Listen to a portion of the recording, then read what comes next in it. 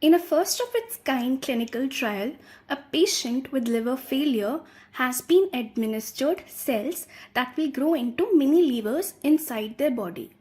Liver is essential for our survival as it is involved in removing toxins from the blood, helping in digestion and utilization of food. The current treatment for liver failure is liver transplant from a healthy donor. Transplant requires not just a donor but also the matching of the donor with the recipient so that the body's immune system does not attack the donor liver, which can be fatal. LyGenesis, a company in Pennsylvania, USA, has come up with an innovative solution to get past the shortage of a matching liver for transplant. The treatment strategy worked well in mice, dogs, and pigs and has now been tested in a human. The treatment involves injecting donor liver cells into the recipient's lymph nodes present near the liver. Now, the lymph nodes are present in large numbers in the body and help the body to fight infections. So, modification of a few of the lymph nodes should not cause any harm. The injected lymph nodes have been shown to form mini livers and taking over the functions of the liver. The patient receiving this treatment is now on immunosuppressive medications and will be followed up to find if the treatment has been successful. LyGenesis has plans to grow kidneys and pancreas too in the near future if the mini livers are successful. They also plan to use patients' own stem cells so that there is no risk of rejection of the donor cells.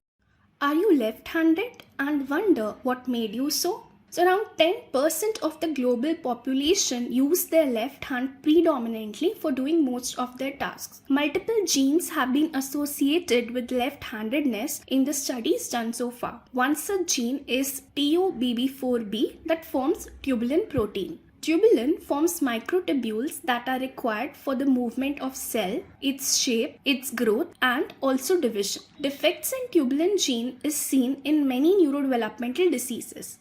In the current study, researchers in the Netherlands have found a rare mutation in the tubulin gene that is present in left-handed people.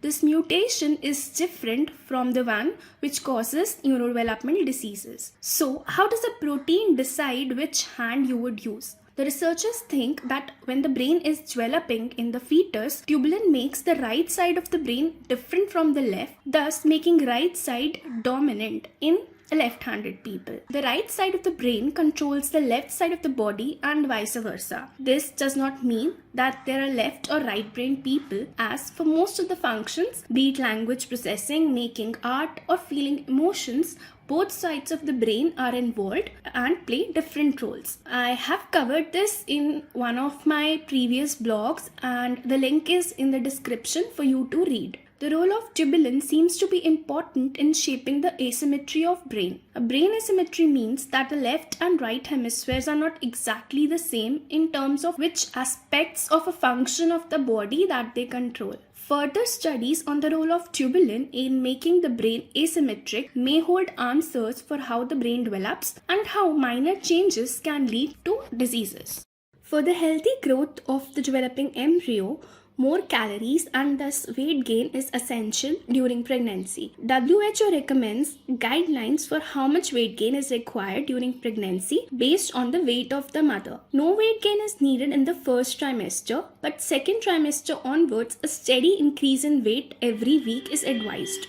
A weight gain of 5 to 10 kgs is advised for obese women during pregnancy, but the absence of systematic studies have made weight gain guidelines risky for obese women and the baby. Obesity increases the risk of diabetes or increased blood pressure during pregnancy and the chances of stillbirth or death of the baby. It can also cause heart diseases after pregnancy. The chances of developing these conditions increase with weight gain during pregnancy. A recent study at Karolinska Institute, Sweden, has found that a minimum of 5 kg weight gain may not be needed. The scientists studied the medical records of some 15,000 pregnant women with obesity in Sweden. They found that 2 to 3 kgs of weight gain is healthier and beneficial for both the mother and the baby as opposed to the recommended 5 kgs. The study suggests the need for revising the weight gain guidelines for obese women so as to reduce the pregnancy-related complications for the baby or the mother.